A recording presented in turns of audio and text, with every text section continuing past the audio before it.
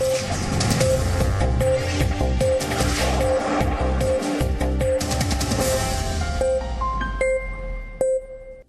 की सबसे बड़ी खबर वैसे तो दुनिया के सबसे पुराने लोकतंत्र अमेरिका से आ रही है, क्योंकि वहां चुनाव चल रहे हैं।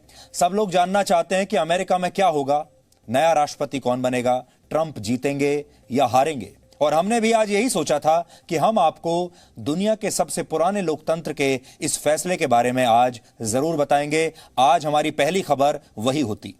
लेकिन इस समय हमारे देश के ही लोकतंत्र में कुछ ऐसा हो रहा है जिसने आज मुझे यह सोचने पर मजबूर कर दिया कि क्या पत्रकारिता छोड़ने का समय अब आ चुका है।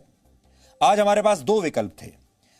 एक ये कि हम पहले अपने लोकतंत्र की बात करें और दूसरा कि पहले दूसरों के लोकतंत्र की बात करें। लेकिन फिर हमने यह तय किया कि पहले हमें अपने लोकतंत्र की बात करनी चाहिए, पहले हमें अपने घर की बात करनी चाहिए। अमेरिका की बात करने से पहले यह देखना चाहिए हमारे अपने घर में क्या हो रहा है। और यह नौबत इसलिए आई क्योंकि आज रिपब्लिक टीवी के editor in chief Arnab Goswami को महाराष्ट्र की रायगढ़ पुलिस ने गिरफ्तार कर लिया है। उनके घर से आज सुबह सुबह उन्हें गिरफ्तार कर लिया गया। अर्नब गोस्वामी पिछले काफी समय से खबरों में थे, बने हुए थे। कभी सुशांत सिंह के मामले को लेकर, कभी टीआरपी घोटाले की वजह से, कभी मुंबई के पुलिस कमिश्नर के साथ अपने विवाद को लेकर, तो कभी शिवसेना और कांग्रेस के खिलाफ मुखर होने को लेकर। लेकिन तब हमने इस बारे में कुछ नहीं कहा था। आप में से भी बहुत सारे लोगों ने हमें यह लिखा कि हम कुछ बोलते क्यों नहीं। क्योंकि हम इसलिए नहीं बोले क्योंकि ये उनकी अपनी पत्रकारिता थी। ये उनके ऊपर है कि वो किस तरह की पत्रकारिता करना चाहते हैं, किस तरह की खबरें दिखाना चाहते हैं, अपने चैनल पर क्या कहना चाहते हैं। और बहुत ईमानदारी से कहें तो हमें उन सारे मामलों के बारे में उस समय पूरे तथ्यों की जानकारी भी नहीं थी कि हम उस पर अपना कोई फैसला सुना सकें कि ये सही हो रहा है या गलत हो रहा है। इसलिए हमने ये पूरा मामला उन पर छोड़ा कि वो अपने चैनल पर क्या करना चाहते हैं और उन्हें इस बात की पूरी आज़ादी है कि वो किस तरह की पत्रकारिता करें, किस तरह के प्रोग्राम्स आपको दिखाएं, और ये आपके ऊपर है कि आप किसको कितना पसंद करें। इसलिए उस समय हम शांत रहे, हम चुप रहे, हमने समय लगाया। बहुत सारे लोगों ने हमसे पूछा उस समय कि इतना समय क्यों लगा रहे हैं, हम चुप क्यों हैं। लेकिन हम चुप इसलिए रहे क्योंकि सत्य हमेशा समय लेता है। आपको हमेशा सत्य को समय देना चाहिए, और यह समय हमने लिया क्योंकि हम आपके सामने सत्य के अलावा कुछ और नहीं रखना चाहते। फ्रांस के एक मशहूर लेखक वोल्टेयर ने एक बार कहा था कि तुम जो बोलते हो मैं उससे असहमत हो सकता हूं, लेकिन तुम्हारे बोलने के अधिकार की रक्षा मैं मरते दम तक करूंगा। ये वो शब्द हैं जो आज भारत के पत्रकारों का मार्गदर्शन कर सकते हैं। अर्नब गोस्वामी जो कहते हैं, हो सकता है उससे हमारे देश के बहुत सारे लोग सहमत ना हो सकता है मैं भी सहमत ना हूं, लेकिन हम उनकी अभिव्यक्ति का अधिकार, अभिव्यक्ति की आजादी उन्हें दिलाकर रहेंगे और हम इसके लिए लगातार लड़ते रहेंगे। क्योंकि आज बात यह नहीं हो रही कि वो जो कहते हैं वो सही है या गलत है। आज बात यह हो रही है कि जो उनका अभिव्यक्ति की आजादी का अधिकार है, जो वो कहना चाहते हैं वो कहने का अधिकार उनसे कोई नहीं छीन सकता। और आज ये अधिकार छीनने की कोशिश हुई है, आप तस्वीरों में आज देख सकते हैं।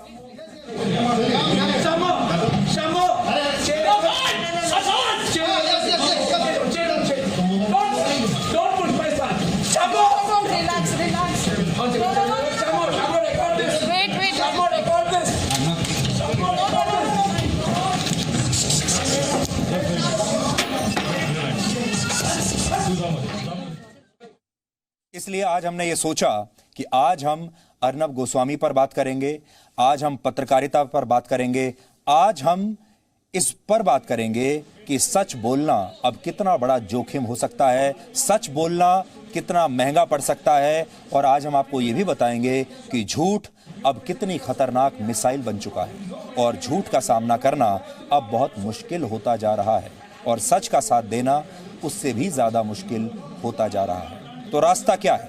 लड़ाई लड़ना एक बहुत अच्छा रास्ता है, हम लड़ाई लड़ेंगे, लेकिन क्या ये सारी चीज़ें इस बात का भी इशारा कर रही हैं कि अब पत्रकारिता से रिटायरमेंट लेने का समय आ चुका है? पत्रकारिता का जो गोल्डन पीरियड था अब वो समाप्त हो चुका है। इस पर बात करेंगे, लेकिन उससे पहले आप पूरी खबर को समझ लीजिए। अर्नब गोस्वामी की इस गिरफ्तारी के केंद्र में सुशांत सिंह राजपूत की मौत या टीआरपी घोटाला नहीं है, और इसका उनकी पत्रकारिता से भी कोई लेना देना नहीं है, बल्कि उन्हें 2 वर्ष पुराने एक केस में गिरफ्तार किया गया है। यहां नोट करने वाली बात यह है, यह केस आज का नहीं है, 2 साल पुराना केस है, और उन पर एक अन्वय नायक नाम के व्यक्ति और उनकी मां को आत्महत्या के लिए उकसाने का आरोप है। आरोपों के मुताबिक अर्नब गोस्वामी को इस व्यक्ति के कुछ पैसे लौटाने थे, लेकिन उन्होंने ये पैसे नहीं लौटाए, जिसके बाद इस व्यक्ति ने सुसाइड कर लिया, आत्महत्या कर ली, और अपने सुसाइड नोट में अर्नब गोस्वामी का नाम लिखा और कहा कि मैं उनकी वजह से आत्महत्या कर रहा हूं, और फिर आत्महत्या कर ली। यह व्यक्ति अब जिंदा नहीं है, आत्महत्या कर चुका है, लेकिन यह केस पुराना है। इस मामले से जुड़ी एक और बड़ी बात यह है कि पिछले साल पूरी जांच करने के बाद इसी रायगढ़ पुलिस ने इस केस को बंद कर दिया था, और तब अर्नब गोस्वामी की ना तो गिरफ्तारी हुई थी, ना ही उनसे कोई पूछताछ हुई थी, और तब पुलिस ने यह कहकर इस केस को बंद कर दिया था कि उनके पास इसे लेकर कोई और सबूत नहीं है, इसलिए इस केस को बंद कर दिया जाए, इसी पुलिस ने। लेकिन अब आत्महत्या करने वाले व्यक्ति की बेटी ने अर्नब गोस्वामी के खिलाफ फिर से शिकायत की, और आज सुबह अर्नब गोस्वामी को उनके घर से गिरफ्तार कर लिया गया। आगे बढ़ने से पहले आपको संक्षेप में इस केस का इतिहास समझ लेना चाहिए, क्योंकि आपको आगे आसानी रहेगी। महाराष्ट्र की अलीबाग पुलिस ने 5 मई 2018 को इस मामले में अर्नब गोस्वामी के खिलाफ एक एफआईआर दर्ज की थी। तिथि नोट कर लीजिए, 5 मई 2018। अब 2020 खत्म होने वाला है। 26 अप्रैल 2019 को पुलिस ने इस मामले में एक समरी रिपोर्ट अदालत में दाखिल की और एक तरह से इस केस को बंद कर दिया। जुलाई 2020 में नायक परिवार इस केस को रीओपन करने के लिए बॉम्बे हाईकोर्ट में एक अपील दायर करता है। पिछले महीने 12 अक्टूबर को नायक परिवार पुलिस से मिला और इसकी आगे की जांच की मांग की, और ठीक 3 दिन के बाद ही, देखिए कितनी फुर्ती से, 3 दिनों के अंदर 15 अक्टूबर 2020 को अलीबाग पुलिस की सीआईडी यूनिट ने अदालत को यह भी बता दिया कि वो इस केस को दोबारा खोलकर अब नए सिरे से इसकी जांच शुरू कर रहे हैं। अर्नब गोस्वामी पर आरोप लगाने वाले नायक परिवार का इस पर क्या कहना है और उनकी गिरफ्तारी पर कौन उनके साथ है, कौन उनके खिलाफ है, आज पूरा देश बटा हुआ है। एक बहुत बड़ा तबका ऐसा है जो उनकी गिरफ्तारी को लेकर बहुत नाराज है, बहुत क्रोधित है, और अर्नब गोस्वामी के साथ और फ्री प्रेस के साथ खड़ा हुआ है। लेकिन कुछ लोग ऐसे भी हैं जो उनके साथ नहीं हैं। इस पर बहुत सारी प्रतिक्रियाएं हमारे पास आई हैं। आप पहले इन प्रतिक्रियाओं को सुन लीजिए, उस परिवार की बात भी सुन लीजिए जो परिवार ये चाहता है कि इस केस को दोबारा से ओपन किया जाए। मेरे पिताजी ने 3 लोगों के नाम सुसाइड नोट पे लिखे हैं, और इनके वजह से ही मेरे पिताजी ने सुसाइड, मेरे पिताजी और मेरी ग्रैंड मदर ने सुसाइड किया है। एंड दोनों के डेथ के लिए कारण ये अर्नब गोस्वामी और जो दूसरे 2 लोग हैं वो है। और अर्नब गोस्वामी ने ये ठान ही लिया था कि पैसे तो देने ही नहीं है, और सब जगह से अटका के कि इंसान जी नहीं सकता है। ईमेल भी किया हुआ था मेरे हस्बैंड ने बहुत बार कि मेरे जीवन मृत्यु का सवाल है, आप मेरे पेमेंट दो। मैंने खुद जाके भी खुद फोन पे बार बार रिक्वेस्ट की है मोहित को, सुंदरम को, कि हमारे लेजिटिमेट ड्यूज दो। 6 करोड़ 40 लाख के आसपास का वर्क ऑर्डर था। इसमें एक्स्ट्रा वर्क भी काफ़ी हुआ है, और लास्ट मिनट चेंजेस भी काफ़ी उन्होंने फोर्सफुली कराए थे। हम लोग ने सब करके we have handed over the project successfully, और उसके बावजूद भी फोर्स करके उन्होंने 83 लाख पे आए थे। ये डिसाइड हुआ था, और 83 लाख भी उन्होंने आज तक दिए नहीं है। एंड इसके वजह से ये मेरे पिताजी का लास्ट प्रोजेक्ट था, वो कोई और प्रोजेक्ट ले नहीं पाए, and he got entrapped in all these vicious circle. He couldn't take his business ahead. There was no means, no salary could be paid. So all this has और happened. अगर उनको सुसाइड नोट में झूठ लिखना होता ये सब चीज के बारे में, तो बिल्कुल लिख जाते कि ये पैसा लेके मेरे बीवी और मेरे बेटी को दे दो। उन्होंने सीधा लिखा हुआ है कि पैसा लेके मेरे कॉन्ट्रैक्टर्स, वेंडर्स को दे दो। और आज प्रेस की आजादी पर इतना बड़ा हमला हुआ है, देश के एक बड़े संपादक को गिरफ्तार कर लिया है, सवाल पूछने के कारण, और सोनिया जी और राहुल गांधी दोनों खामोश हैं, चुप हैं। यही दिखाता है क्योंकि कितने दोहरे मानदंड हैं। खैर, उसका जवाब देश की जनता देगी, लेकिन मैं बहुत ही भर्त्सना करता हूं अर्नब गोस्वामी की गिरफ्तारी की। जिस प्रकार से पत्रकारिता पर अटैक हो रहा है, वह प्रजातंत्र के मूल विषयों के बारे में प्रश्न खड़ा करता है कि कांग्रेस की मानसिकता और महाराष्ट्र सरकार की मानसिकता किस तरीके से प्रजातंत्र का गला घोटने पर उतारू है और आमदा है। यह पत्रकारिता प्रजातंत्र पर एक बड़ा भारी आघात है, जिसके बारे में भारत की जनता को आगे जाना चाहिए और इसकी जितनी कड़ी निंदा की जाए वो कम है, ऐसा मैं मानता हूं। लोकतंत्र का गला घोंटती है। 1975 में इसने देश पर इमरजेंसी थोपी थी, और आज भी आपने देखा होगा देश के एक बहुत बड़े पत्रकार को केवल अपने स्वयं की तुष्टि के लिए गिरफ्तार करके लोकतंत्र के चौथे स्तंभ पर हमला करने का कार्य कांग्रेस कर रही है। अपनी नाकामी को छुपाने के लिए देश के अंदर अराजकता पैदा करने का कार्य कर रही है। मुंबई की पुलिस हो या महाराष्ट्र की पुलिस, यहाँ कानून का राज है। महाराष्ट्र में पुलिस प्रोफेशनल है। उनके पास अगर कोई जांच में कोई एविडेंस हाथ में लगा होगा किसी केस में, तो पुलिस किसी के ऊपर भी कार्रवाई कर सकती है। हम कभी इस राज्य में जब से ठाकरे सरकार का गठन हुआ है, बदले की भावना से कभी हमने किसी के ऊपर कार्रवाई नहीं की। प्रकाश जावड़ेकर कह रहे हैं कि आपने देखा होगा कि ये जो जिस चैनल का नाम आप ले रहे हो, उस चैनल ने हमारे सब के खिलाफ जिस प्रकार का एक बदनामी का कैंपेन चलाया था, झूठे इल्ज़ाम लगाए थे, तो हमने तो ये कहा कि अगर ये झूठा इल्ज़ाम कोई लगाता है तो उसकी भी जांच होनी चाहिए। देशवासियों को मेरी प्रार्थना है, सभी महानुभावों को भी मेरी प्रार्थना है, हाथ जोड़कर कहता हूं, इसको राजनीति की तरफ से मत देखिए। पहली बात सोचिए कि उन्हें क्यों पकड़ा है। एक महिला जिसके पति ने आत्महत्या की, जिसकी मां, उसकी सास ने आत्महत्या की, उस आत्महत्या की नोट पर उन्होंने लिखा कि ये मैं इनके पास से मुझे पैसे आने थे, इसके लिए मुझे आत्महत्या करनी पड़ रही है। आपने देख लिया, इस पूरे मुद्दे पर राजनीति हो रही है। अलग अलग पार्टियां अपना रुख आपको बता रही हैं, और अब ऐसा लग रहा है कि ये कांग्रेस वर्सेस बीजेपी की लड़ाई हो गई है। लेकिन हम अर्नब गोस्वामी की गिरफ्तारी पर आज कुछ सवाल उठाना चाहते हैं।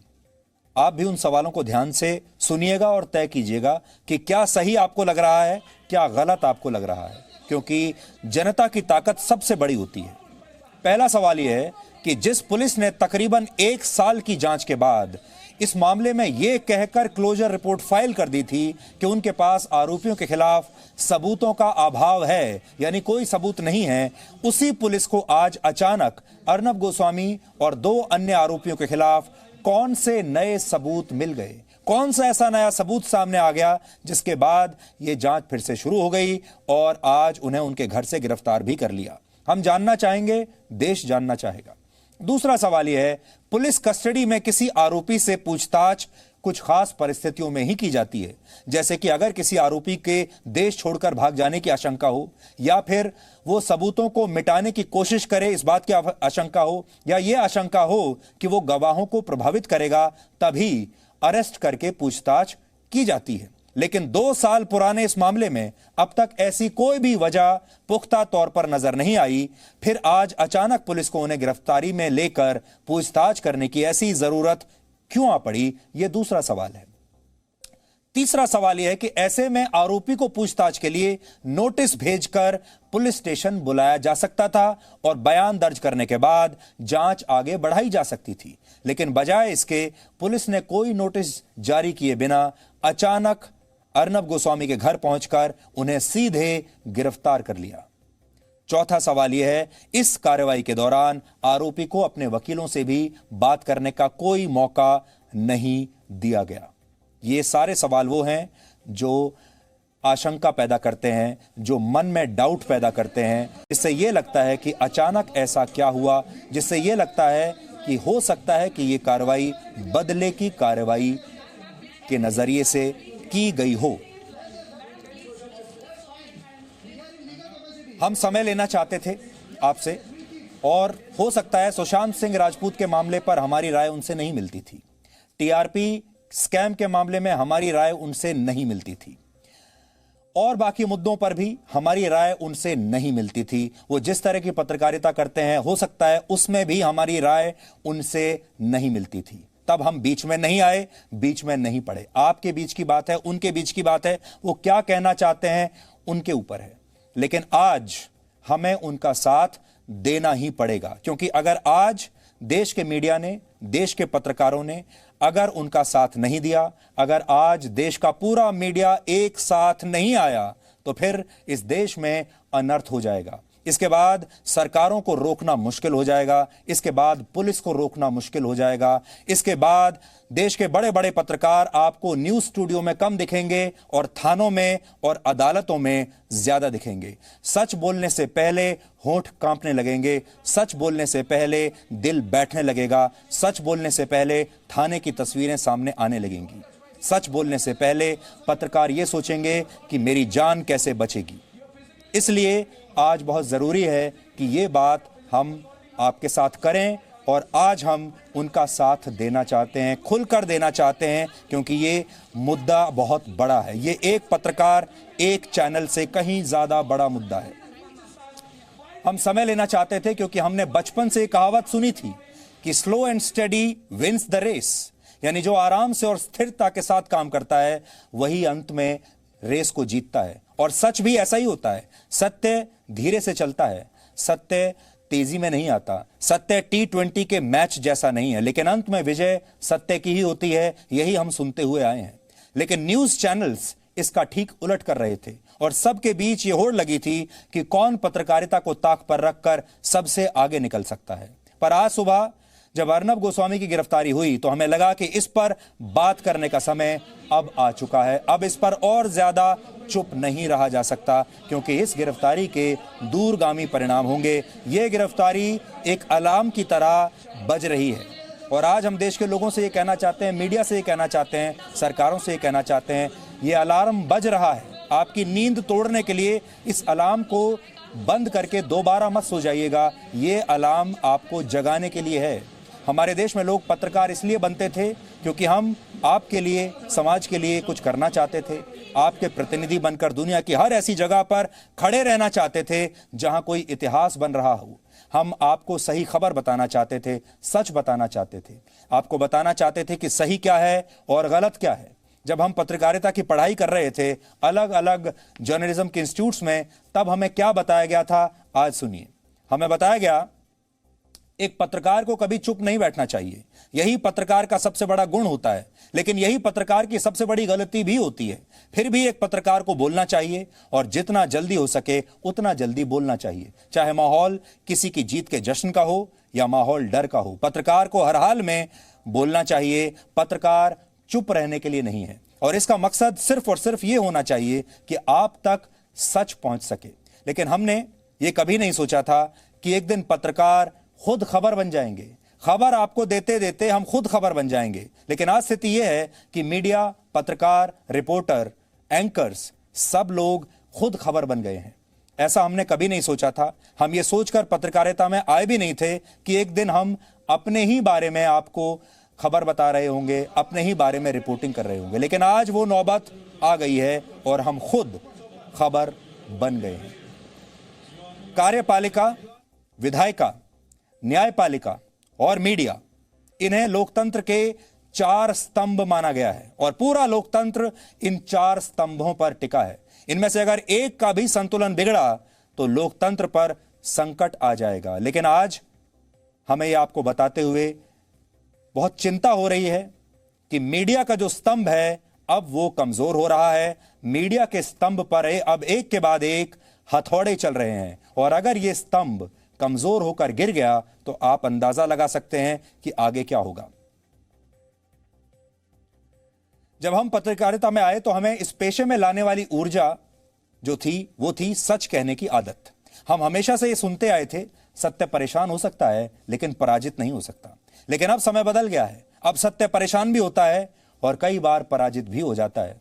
झूठ में बूस्टर इंजन लग चुका है, झूठ डबल इंजन के सहारे चल रहा है और सच लगभग गतिहीन हो चुका है। झूठ ध्वनि की गति से उड़ने वाली एक इंटरकॉन्टिनेंटल बैलिस्टिक मिसाइल से भी तेज गति से उड़ने लगा है।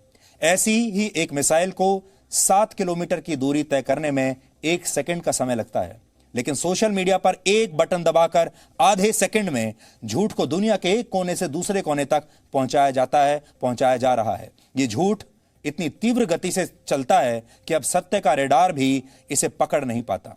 मिसाइल से तेज उड़ने वाला झूठ जबरदस्त नुकसान करता है, किसी समाज या देश को एक झटके में नष्ट करने की शक्ति रखता है, जबकि सत्य अब कीचड़ में खिले एक ऐसे कमल की तरह हो गया है जो खुद उसी कीचड़ में फंसा रहता है और उसे हिलने में बहुत समय लगता है। आज सत्य गतिहीन है, परेशान है और शायद कुछ हद तक पराजित भी हो चुका है। इसलिए आज आपके पास आए हैं कि क्या आप यही चाहते थे, क्या आप यही चाहेंगे, और अगर नहीं चाहते हैं तो इसके खिलाफ अब आपको आवाज उठानी होगी। आज जो कुछ हो रहा है, आज आपने देखा होगा देश में बहुत शोर मच रहा है, सोशल मीडिया पर बहुत शोर मच रहा है। आज जो कुछ अर्नब गोस्वामी के साथ हुआ वो बहुत दुखद है, नहीं होना चाहिए, लेकिन ये पहली बार नहीं हुआ है। आज जो कुछ अर्नब के साथ हुआ है वो मेरे साथ और जी न्यूज के साथ 8 साल पहले हो चुका है। हमारे लिए ये नई बात नहीं है और ये आज भी हमारे साथ हो रहा है। इन 8 वर्षों में हमारे साथ हर दिन हुआ है, हर मिनट हुआ है। जब मेरे साथ ऐसा हुआ था तब सोशल मीडिया इतना बड़ा नहीं बना था और हमारे देश की मीडिया ने भी इस पर तब ऐसा कोई शोर नहीं मचाया था जैसा आज मच रहा है। यानी उस समय भी मीडिया बटा हुआ था, उस समय भी मीडिया ने किसी का साथ नहीं दिया, उस समय भी मीडिया यही सोचता रहा, बड़े बड़े पत्रकार और न्यूज एंकर यही सोचते रहे कि हमारा एक प्रतिद्वंदी बाहर चला गया। इस बात की खुशी थी। उस वक्त भी लोग यही सोचते रहे कि हमारा एक प्रतिद्वंदी चैनल अब कमजोर स्थिति में है, इसका हमें लाभ उठाना चाहिए। इसलिए मीडिया ऐसा नहीं है कि आज बटा हुआ है, मीडिया हमारे देश का शुरू से बटा हुआ था। मीडिया में आज तक कभी किसी ने किसी दूसरे मीडिया कर्मी का साथ नहीं दिया है, आज भी नहीं दे रहे हैं। इसलिए इसमें कोई बड़ी बात नहीं है और मैं आपको मेरे अपने तजुर्बे से आज ये बात बता रहा हूं, क्योंकि आज अर्नब गोस्वामी के ऊपर जो गुजर रही होगी वो हम पर, जी न्यूज में हमारी टीम पर, मुझ पर गुजर चुकी है। उन सच्चाइयों की गलियों, उस सच की गलियों से हम गुजर चुके हैं। हम बस फर्क यह है किसी के पास मदद मांगने के लिए तब गए नहीं थे, हमने किसी के सामने हाथ नहीं फैलाए थे, हम चुपचाप अपने रास्ते पर चलते रहे, कभी आपके पास भी नहीं आए। लेकिन यह रास्ता हर दिन अब मुश्किल होता जा रहा है। अपने केस के बारे में आज हम ज्यादा बात नहीं करना चाहते, लेकिन आज यह बताना चाहते हैं कि यह विषय एक व्यक्ति के केस से बहुत बड़ा है। और अगर आप केस की बात करना चाहते हैं तो आपको यह देखना होगा कि एक पत्रकार के जीवन में क्या क्या चल रहा होता है और दर्शकों को उसके बारे में कभी पता भी नहीं चलता। मेरे खिलाफ इस समय देश के लगभग हर हिस्से में केस दर्ज हैं।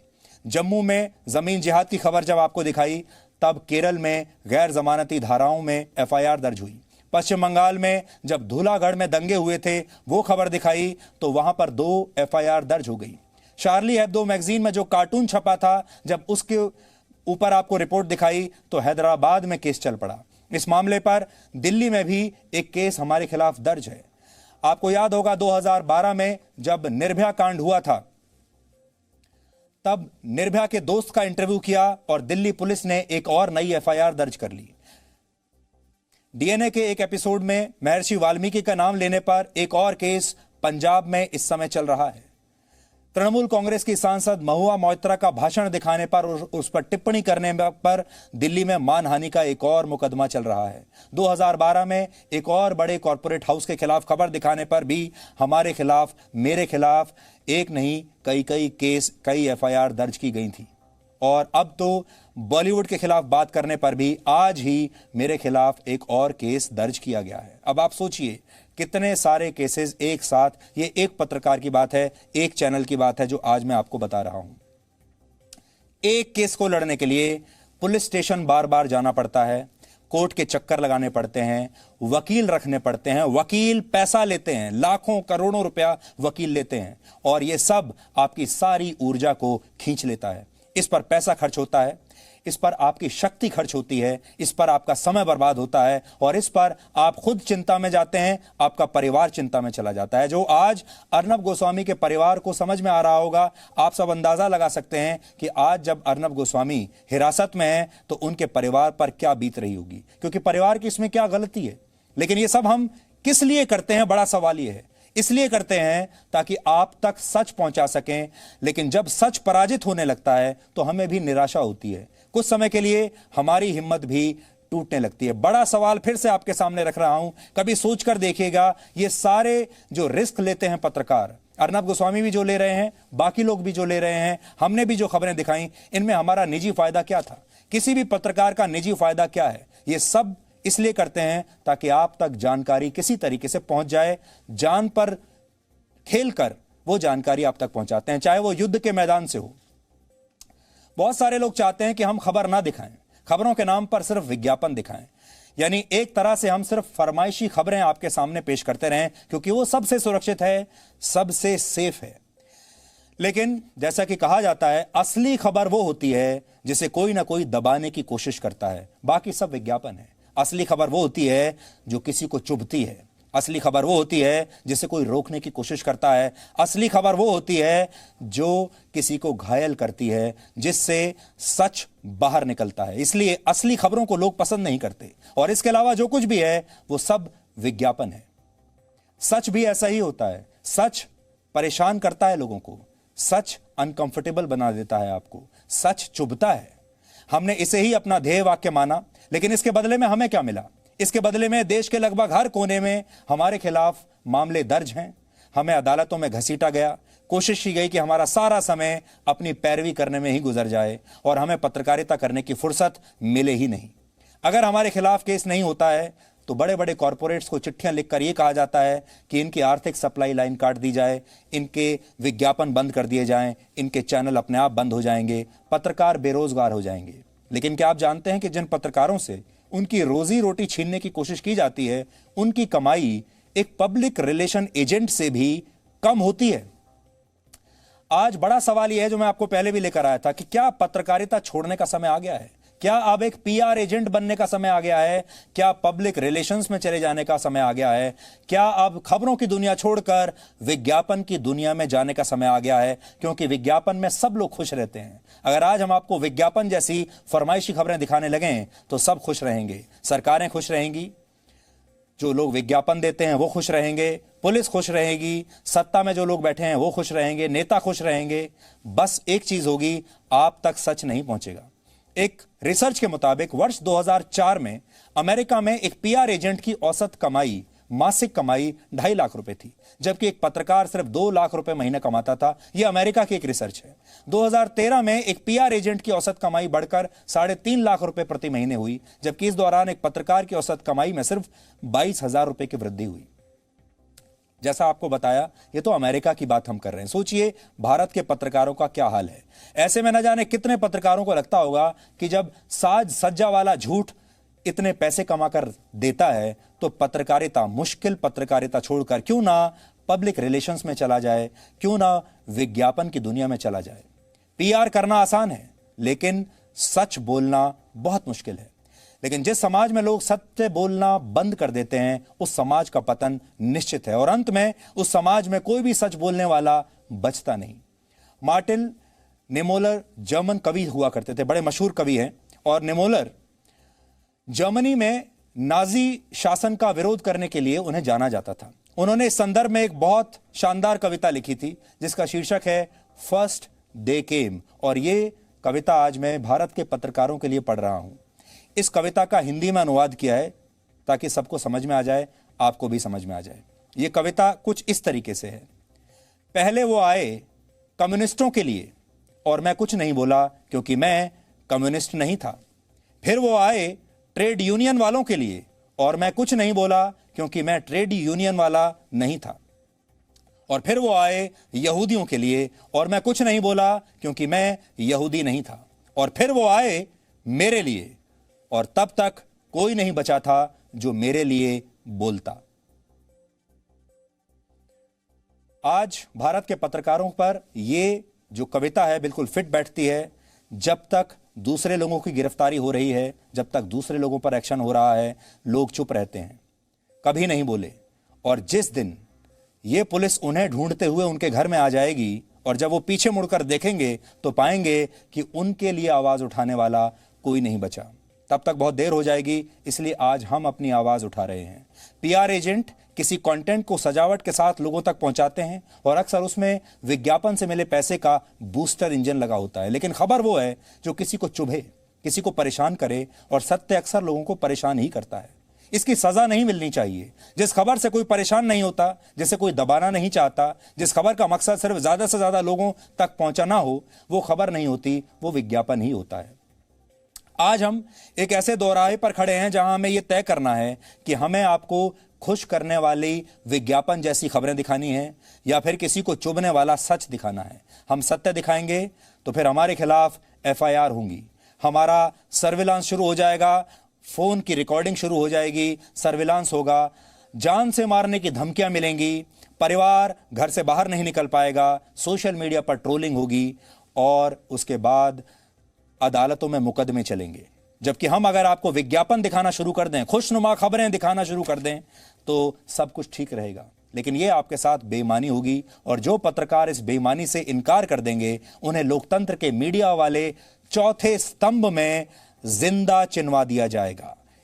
ये जो स्तंभ आप देख रहे हैं, इसमें सच बोलने वाले पत्रकारों को जिंदा चुनवा दिया जाएगा और यह चौथा स्तंभ हमारे देश के लोकतंत्र की मजबूती के लिए बहुत जरूरी है। लेकिन इसकी नींव को कमजोर करके अब इसमें पैसा भरा जा रहा है, इसमें भ्रष्टाचार भरा जा रहा है, सत्ता द्वारा दिए गए पुरस्कार भरे जा रहे हैं और इस खंबे को हर पल लगातार तोड़ने की कोशिश हो रही है। और जो पत्रकार इसके लिए तैयार नहीं है, उनके रास्ते में मुश्किलें आ रही हैं। हमारे देश में वैसे भी सच बोलने वाले पत्रकार अब लगभग विलुप्त हो चुके हैं, लेकिन जो थोड़े बहुत बचे हैं, जो देश के नाम कुछ कहना चाहते हैं, जो राष्ट्रवादी पत्रकार हमारे देश में जो थोड़े बहुत भी अब बचे हैं, क्योंकि राष्ट्रवाद की बात करना खतरे से खाली नहीं है, हर कोई नहीं कर सकता, लेकिन जो बच गए हैं उन्हें सबक सिखाने की अब धमकियां दी जा रही हैं। जैसे मैंने आपको बताया था, थोड़े दिनों में पत्रकारिता सबसे खतरनाक पेशों में आ जाएगी और हो सकता है कि पत्रकारिता पढ़ाने वाले संस्थानों में प्रवेश के समय ही छात्रों के हाथों में यह वैधानिक चेतावनी थमा दी जाए, जिस पर लिखा होगा कि पत्रकारिता आपके जीवन और सुरक्षा के लिए हानिकारक हो सकती है, सोच समझकर पत्रकार बनिए। इसलिए आज सुबह से मैं ये सोच रहा हूं कि क्या पत्रकारिता छोड़ने का समय अब आ गया है। हमारे पास नेताओं वाली कुर्सी नहीं है जिस पर हम जीवन भर चिपके रहें। जब तक आप हमें देख रहे हैं, जब तक आप हमें सुन रहे हैं, जब तक आपको हम पर भरोसा है, हम तभी तक हैं। आपके बिना एक मिनट भी रुक नहीं पाएंगे। मैं जब अपने रिटायरमेंट के बारे में सोचता हूं तो मेरे दिमाग में हमेशा यही आता है कि क्या रिटायरमेंट के बाद मुझे अपना बुढ़ापा अदालतों और थानों के चक्कर काटते हुए ही बिताना पड़ेगा। अपने बुढ़ापे में, अपनी रिटायरमेंट के बाद आज आपको सच बोलने के इस जुनून में जो खबरें हम दिखा चुके हैं, उनके एवज में रिटायर होने के बाद कभी केरल की अदालतों में जाना होगा, कभी आंध्र प्रदेश की अदालत में जाना होगा, कभी जम्मू की अदालत में जाना होगा, कभी पश्चिम बंगाल के थाने में पेश होना होगा, कभी पंजाब की अदालत से बेल लेनी होगी। मेरे परिवार की ट्रोलिंग होती रहेगी, कहीं बाहर जाने के लिए कभी वीजा नहीं मिलेगा।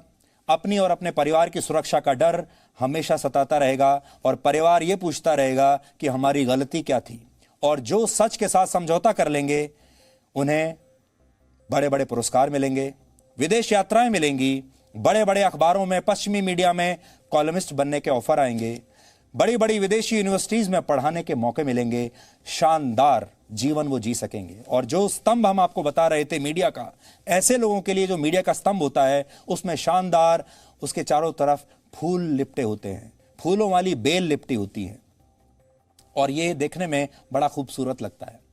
लेकिन जो सच दिखाएगा उसकी राह में अदालती केस वाले कांटे बिछा दिए जाएंगे और जो ऐसा नहीं करेगा वो कुछ आपको इस तरीके से दिखाई देगा जैसा ये स्तंभ आपको दिखाई दे रहा है। कितना सुंदर है, हरियाली है, फूल हैं, खूबसूरती है, शानदार जीवन है।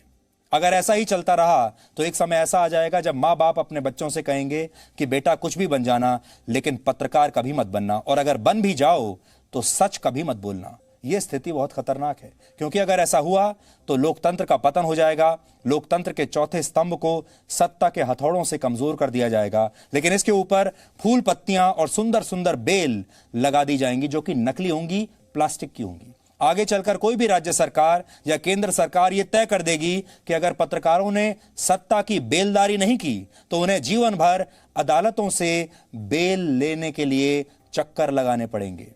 हम यहां ये नहीं कह रहे कि अर्नब गोस्वामी ने क्या किया है और क्या नहीं, जो किया है वो सही है या वो गलत है। हमारे देश की अदालतें सब जानती हैं। हम मानते हैं कि इस देश का कोई भी नागरिक, चाहे वो पत्रकार ही क्यों ना हो, वो कानून से ऊपर नहीं है। हम यहाँ आज बिल्कुल ये नहीं कह रहे हैं कि मीडिया में जो लोग हैं, हम कानून से ऊपर हैं। हमें कानून से कोई छूट नहीं चाहिए, अदालतों से, पुलिस से कोई छूट नहीं चाहिए। अगर कुछ गलत काम किया है तो हम अदालतों में जाने के लिए तैयार हैं, लेकिन हम आज सिर्फ ये कह रहे हैं कि उनके खिलाफ इस कार्रवाई को जिस तरीके से किया गया है, जिस तरीके से घर में घुसकर आज परिवार के बीच में से उन्हें उठा लिया गया है एक बहुत शातिर अपराधी की तरह, वो तरीका ठीक नहीं है। उसके पीछे जो मंशा है वो मंशा ठीक नहीं है। इससे पूरी दुनिया को गलत संदेश गया है और इससे बाकी की राज्य सरकारों को, नेताओं को और पुलिस को एक ऐसा संदेश गया है कि अगर उन्होंने भी इस फॉर्मूले को अपना लिया तो इस देश में अनर्थ हो जाएगा। ये एक ऐसा अलार्म है जो सबके कानों में बज रहा है। इस अलार्म को सुनकर देश के लोगों और मीडिया को जागना होगा। अगर आप अलार्म बंद करके फिर से सो गए तो फिर बहुत देर हो जाएगी। और जैसा हमने आपको बताया, हमारे देश का मीडिया अक्सर हमेशा बटा रहता है। हमारे देश के मीडिया में लोगों ने कभी एक दूसरे की मदद की ही नहीं, क्योंकि सब एक दूसरे को अपना प्रतिद्वंदी मानते हैं और हर चैनल, हर पत्रकार अपने प्रतिद्वंदी को कमजोर होते देखना चाहता है, गिरते हुए देखना चाहता है। इसलिए हो सकता है बहुत सारे लोगों के चेहरे पर अंदर ही अंदर मुस्कुराहट हो और ज्यादातर मुद्दों पर पत्रकार एक दूसरे का साथ नहीं देते।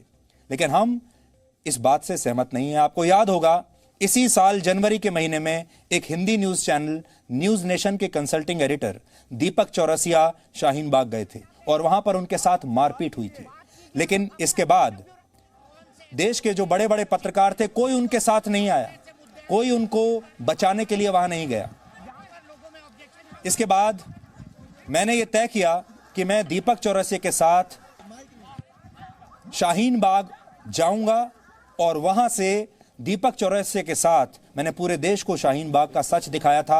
यह पहली बार ऐसा हुआ था जब दो प्रतिद्वंदी एंकर्स, एडिटर्स जो दो अलग अलग चैनल्स में काम करते हैं, वो एक साथ किसी जगह पर गए और एक ही प्रोग्राम उन्होंने किया वहां पर, और वो प्रोग्राम दोनों चैनल्स पर एक साथ दिखाया गया। शाहीन बाग में जो कुछ हुआ, मुझे आज इस बात का बहुत दुख है कि हम दोनों को समर्थन देने के लिए इस देश का एक पत्रकार नहीं आया, बल्कि पत्रकारों में यह होड़ लग गई, चैनलों में यह होड़ लग गई कि बाकी के चैनल्स ये कहने लगे कि इन दो पत्रकारों को तो रोक दिया लेकिन हमें किसी ने नहीं रोका। शाहीन बाग के लोग हमारे साथ बहुत फ्रेंडली थे। देखिए, शाहीन बाग के लोग हमसे तो खुलकर बात कर रहे हैं, हमारा विरोध नहीं कर रहे हैं और इसलिए हम लोग ज्यादा बेहतर हैं। ये उस समय की अपने खुद निजी अनुभव की बात आपको बता रहा हूं।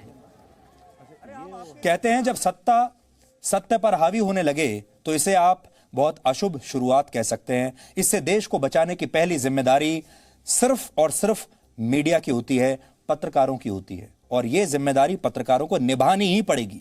सरकार और मीडिया एक दूसरे के पूरक भी हैं और एक दूसरे के आलोचक भी हैं। दोनों को एक दूसरे के काम में घुसपैठ नहीं करनी चाहिए, बल्कि एक दूसरे पर नजर रखनी चाहिए। लेकिन इसमें किसी को भी लक्ष्मण रेखा नहीं लांघनी चाहिए। लेकिन अब तो किसी तरह की कोई रेखा बची ही नहीं है। लक्ष्मण रेखा की तो बात ही क्या करें। लक्ष्मण रेखाएं लांघने का ही परिणाम है कि नेताओं के बाद पत्रकारिता ने भी अब धीरे धीरे अपना भरोसा आप लोगों के बीच छोड़ दिया है, खो दिया है। हिंदी पत्रकारिता के पितामह माने जाने वाले गणेश शंकर विद्यार्थी ने एक बार कहा था, हम न्याय में राजा और प्रजा दोनों का साथ देंगे, परंतु अन्याय में दोनों में से किसी का भी नहीं। लेकिन आज के दौर में अगर पत्रकार इनमें से किसी का भी साथ न दे तो वो निशाने पर आ जाता है और फिर उसके द्वारा दिखाया गया सच उनके लिए ही परेशानी की वजह बन जाता है। लेकिन अगर पत्रकार एक तरफा हो जाएं, सत्ता की स्तुति करने लगें, तो उनकी राह आसान हो जाती है। और ऐसा ना करने पर जो होता है वो आज आप सबके सामने है। हमारी हमेशा एक ही मंशा रही है, हम जब अन्याय होता है, जब गलत बात होती है, ना राजा का साथ देते हैं ना प्रजा का साथ देते हैं। जब जब हमें ऐसा लगा कि देश की जो जनता है वो भी शायद गलत दिशा में जा रही है, क्योंकि हो सकता है आपको कुछ बातें ऐसी हों जो सुनने में आपको बहुत अच्छी लगती हैं, जो देखने में आपको बहुत अच्छी लगती हैं, लेकिन वो अच्छी हैं नहीं, उस पर भी हमने आपको हमेशा आगाह किया है। और टीआरपी की चिंता हमने कभी नहीं की। अपना नुकसान करके हमने आपको वो बातें बताई हैं जो शायद आपको भी अच्छी ना लगी हों। इसलिए आज हमारी आप सबसे ये अपील है कि आज जो कुछ हुआ है, अर्नब गोस्वामी की पत्रकारिता आपको पसंद आती हो ना पसंद आती हो, इससे पहले उनके जो जितने केस चले होंगे हम उस पर कोई टिप्पणी नहीं करना चाहते। ये केस भी आगे जब अदालत में चलेगा उस पर भी कोई टिप्पणी नहीं करना चाहते, क्योंकि आगे चलकर हर केस अदालत में जब जाएगा तो अदालत में तो फैसला हो ही जाएगा। लेकिन आप जानते हैं हमारे देश में अदालतों में फैसला 1-2 दिन या 2-4 महीने में नहीं होता, 10 साल लगते हैं, 15 साल लगते हैं, 20 साल लगते हैं। तो क्या 10 साल किसी पत्रकार को ऐसे ही झूठे भ्रम में रखना क्या सही होगा? क्या 20 साल किसी पत्रकार को क्लीन चिट लेने के लिए इंतजार करना पड़ेगा और तब तक पूरी सरकार और पूरी पुलिस उसे अपराधी मानती रहेगी? ये बात बहुत गलत है और आज हम इसका विरोध करना चाहते हैं। अदालती कार्रवाई में हम कोई विघ्न नहीं डालना चाहते, पुलिस की कार्रवाई में कोई विघ्न नहीं डालना चाहते, अगर वो सही मंशा के साथ की गई है तो। इसलिए आज हम अर्नब गोस्वामी के साथ हैं, आज हम लोकतंत्र के साथ हैं और आज हम ये कहना चाहते हैं कि आज जागने का दिन है। आज जो कुछ हुआ है, अगर आज नहीं जागे तो ये किसी के साथ भी हो सकता है, किसी भी राष्ट्रवादी पत्रकार के साथ हो सकता है, किसी भी सच बोलने वाले पत्रकार के साथ ये हो सकता है। और ये वो दिन होगा जब आने वाली पीढ़ी के लोग पत्रकारिता में आना ही बंद कर देंगे और लोगों को ये समझ में आ जाएगा कि सच बोलने में कोई फायदा नहीं, नीरा राडिया की लिस्ट बनाने में ही फायदा है, अगली सरकार में कौन कौन मंत्री बनेंगे ये तय करने में ही फायदा है, किस पार्टी को कहां फायदा पहुंचाना है ये तय करने में ही फायदा है। इसलिए आप सब लोग सोचिएगा आज जरूर।